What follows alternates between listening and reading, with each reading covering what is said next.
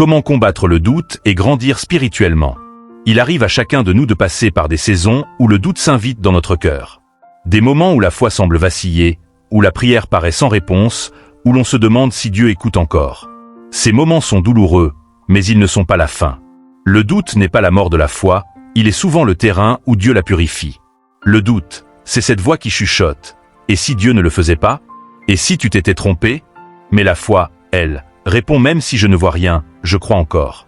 Le doute ne signifie pas que tu n'as pas la foi. Même les plus grands hommes de Dieu ont douté.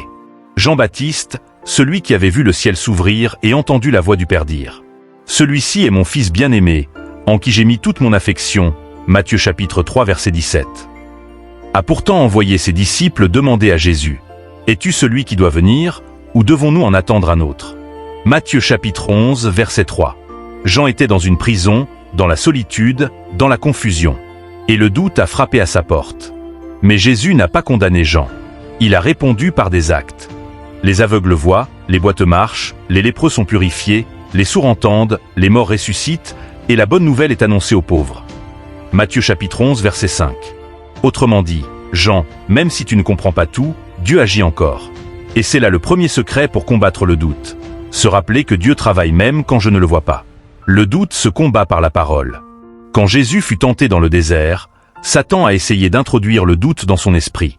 Si tu es fils de Dieu, Matthieu chapitre 4 verset 3. Le diable cherchait à semer une graine. Et si tu ne l'étais pas vraiment? Mais Jésus a répondu par la parole. Il est écrit. Voilà la clé. Le doute se nourrit du silence de la parole. Plus tu t'éloignes de la Bible, plus ta foi s'affaiblit. Mais plus tu remplis ton cœur de ce que Dieu a dit, plus tu apprends à faire taire la voix du mensonge. Quand tu sens le doute t'envahir, ne te tais pas. Parle la parole. Déclare ce que Dieu dit, même si tes émotions crient le contraire. Dis: Je sais en qui j'ai cru. 2 Timothée chapitre 1 verset 12. Je ne marcherai pas par la vue, mais par la foi. 2 Corinthiens chapitre 5 verset 7. Le doute fuit devant la parole déclarée avec foi. Ce que tu déclares dans la foi devient une semence que Dieu fait grandir dans ton cœur. Grandir spirituellement, c'est apprendre à faire confiance à Dieu sans tout comprendre.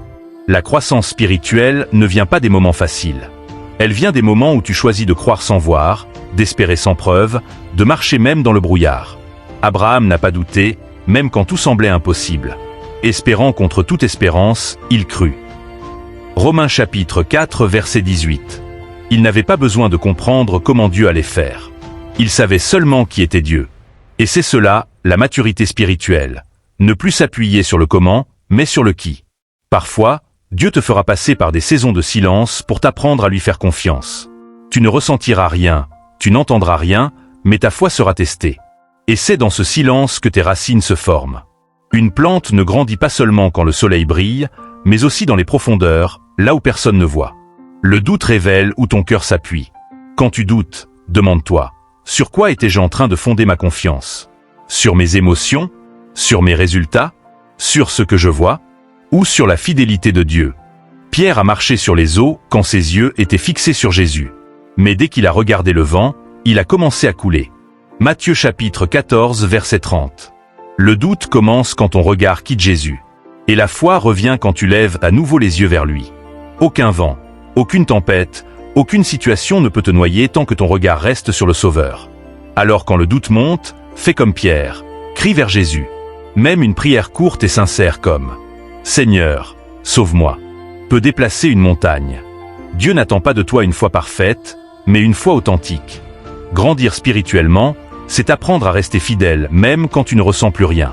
Beaucoup pensent que la foi se mesure à ce qu'on ressent. Mais la vraie foi, c'est de continuer à prier quand tu ne ressens plus la présence de Dieu.